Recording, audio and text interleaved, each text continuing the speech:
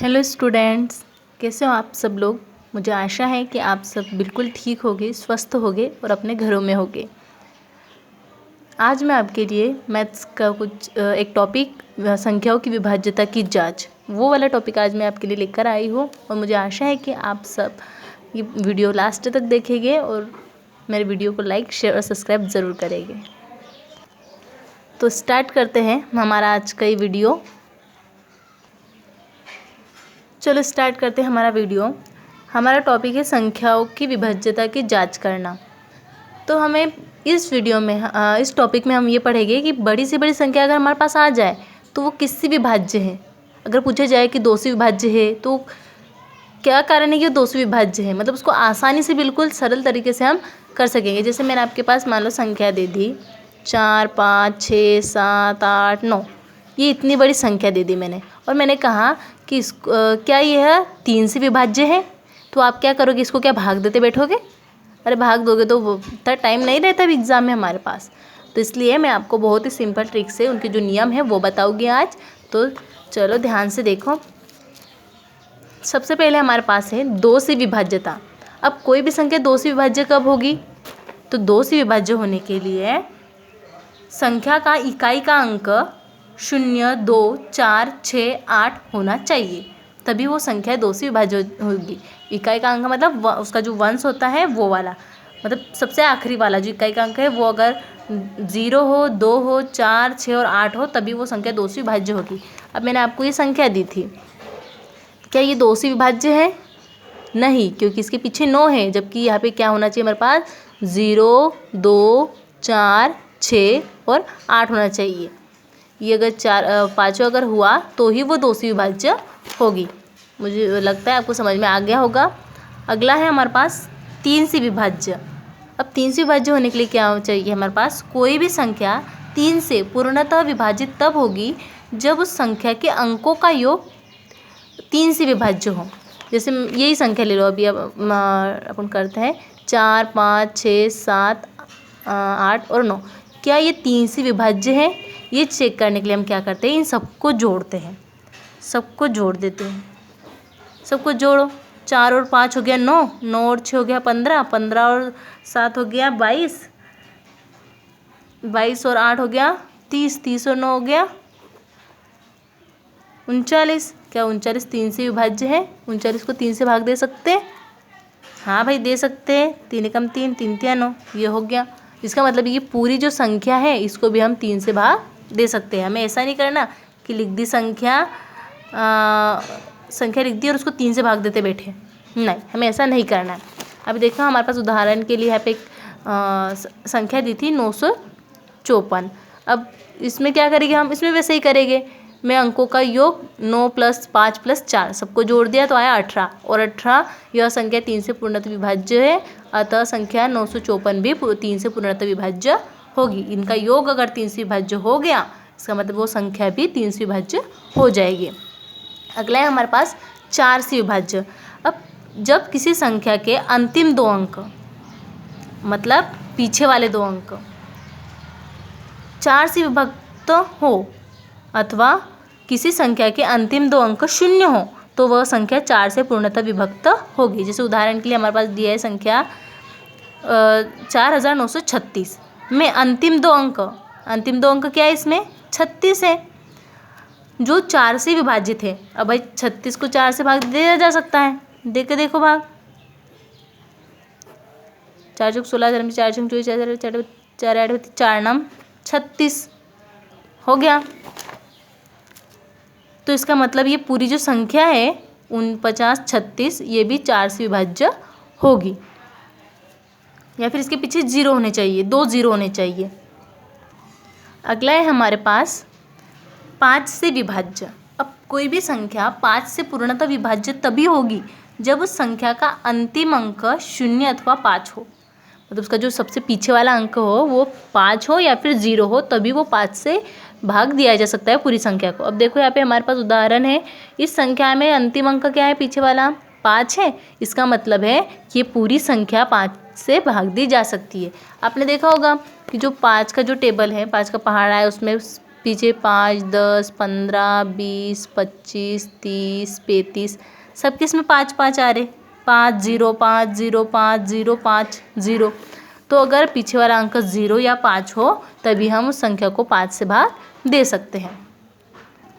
अगला है हमारे पास 6 से विभाज्य।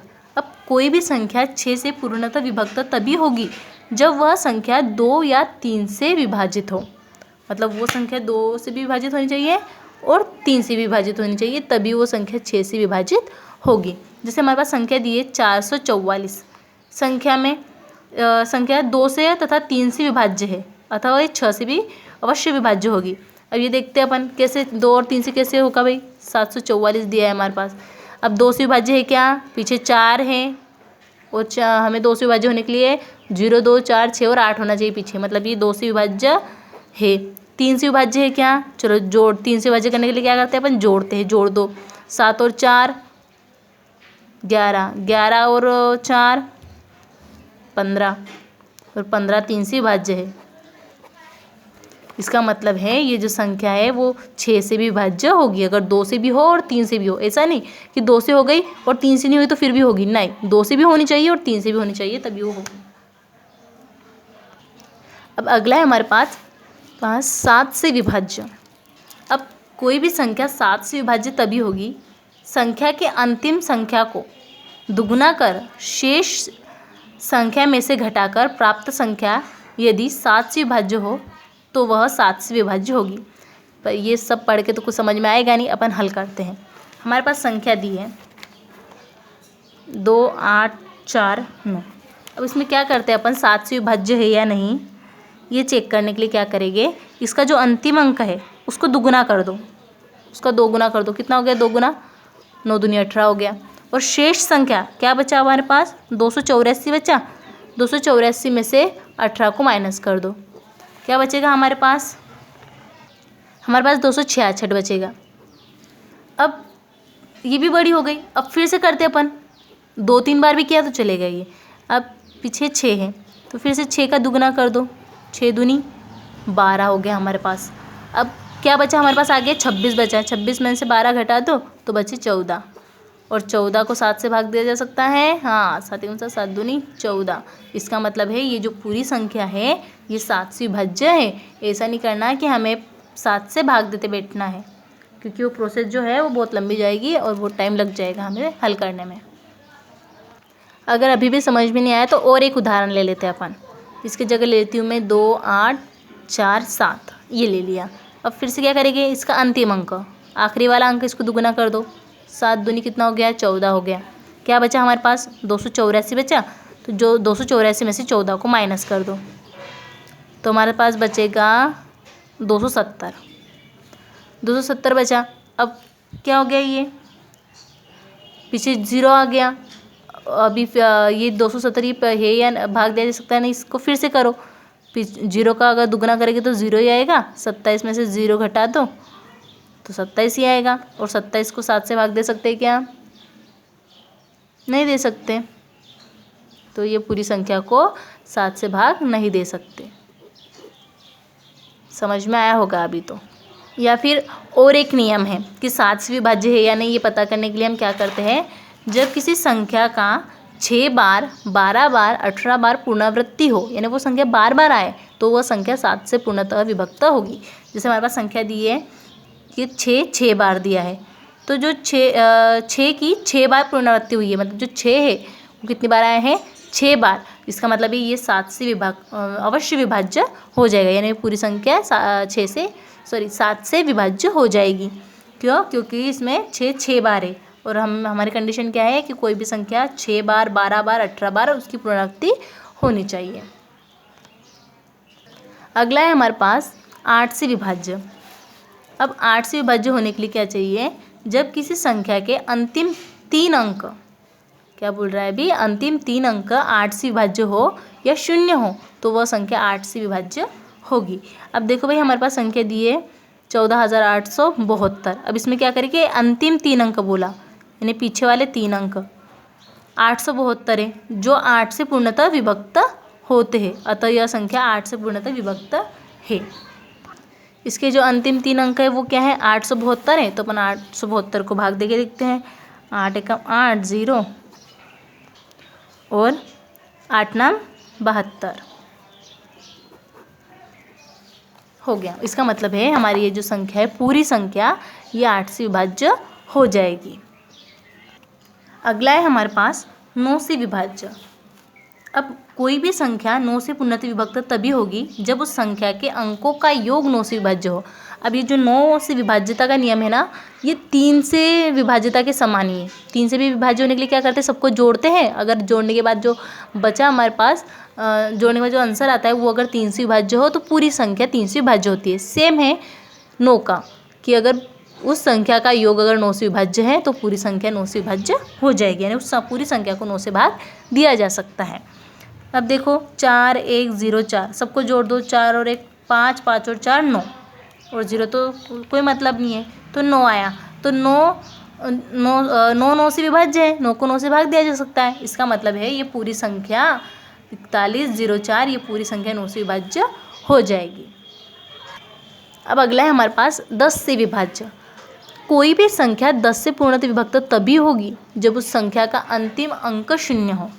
अंतिम अंक क्या होना चाहिए, 0 होना चाहिए। जैसे दिया है हमारे पास 26 5 5 40, 26,540 में अंतिम अंक क्या है, 0 है। तो यह संख्या 10 से अवश्य विभाज्य होगी। आपने देखा होगा 10 के पहाड़े में तो हमेशा पीछे 0 ही आते हैं। तो कोई भी संख्या 10 से विभाज्य कब होगी, जब उसके पीछे 0 हो। अब अगला है हमारे पास 11 से विभाज्य।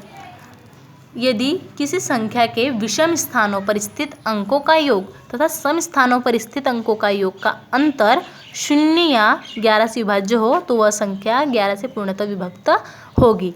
आपको ये परिभाषा देख के समझ में नहीं आएगा, हम सवाल देखते हैं तब बहुत अच्छे से समझ में आ जाएगा। देखो हमारे पास संख्या दी है 1 3 5 7 4। अब हमें स्थानों का योग करना है, यानी 1 कितने नंबर पर है, 1 नंबर पर है, 3 2 नंबर पे, 5 3, 7 4 नंबर पे और 4 5 नंबर पे। तो हमें उसके स्थान देखने हैं। 1 कैसा है भाई, विषम है, 2 कैसा है, सम है, 3 विषम है, 4 सम है और 5 विषम है। तो सम सम का योग और विषम विषम का योग, विषम स्थानों का, संख्याओं का नहीं, स्थानों का योग करना है हमें। तो या फिर ऐसे भी कर सकते हैं, एक संख्या छोड़ के योग करो, एक संख्या छोड़ के योग करो। देखो 1 5 4, 1 5 4 का योग किया तो 10 आया, और 3 7 का योग किया तो 10 आया, और इन दोनों में से दोनों को घटा दो तो आंसर अगर 0 आता है तो वो संख्या 11 से विभाज्य हो जाएगी। अतः यह संख्या 13,574 11 से पूर्णतः विभाजित है। तो आज मैंने आपको विभाज्यता की जांच के नियम बताए और हम किस प्रकार किसी भी संख्या को विभाजित कर सकते हैं वो बताया। अभी मैं आपको कुछ संख्या देती हूँ, आप मुझे आप कमेंट करके ज़रूर बताना कि कौन सा मतलब सही है। जैसे फर्स्ट वाला दे दिया मैंने 2 4 5 6 5 0। तो क्या ये 2 से विभाजित है? यस, 2 से विभाजित है। क्यों विभाजित है 2 से? क्योंकि इसके अंतिम अंक क्या है, 0 है, और हमारा नियम क्या कहता है कि 2 से विभाज्य होने के लिए उसका अंतिम अंक 0 2 4 6 8, 0 2 4 6 या 8 होना चाहिए। अगला है हमारे, मैं देती हूँ आपको 3 4 5 6। क्या ये 3 से विभाज्य है? और 3 से विभाज्यता का नियम क्या कहता है हमारा, सबका योग। अगर 3 से विभाज्य है तो वो संख्या भी 3 से विभाज्य जरूर, और इसका योग क्या आएगा, 13 आएगा। और 13 3 से विभाज्य है क्या? नहीं, तो ये संख्या विभाज्य नहीं होगी, यानी इस संख्या को हम 6 से भाग नहीं दे सकते। बाकी का आप लोग मुझे कमेंट करके, बाकी के जो बचे हैं वो आप कमेंट करके ज़रूर बताएं, और मेरा वीडियो कैसे लगा ये भी कमेंट बॉक्स में ज़रूर बताएं। थैंक यू मेरे वीडियो को लास्ट तक देखने के लिए, और आशा करती हूँ कि आपको मेरा वीडियो बहुत अच्छा लगा होगा। इसलिए like comment share and subscribe ज़रूर करें, ताकि मेरे आगे की जो वीडियो बनाओगी वो उसका नोटिफिकेशन आपको मिलता रहे। Thank you.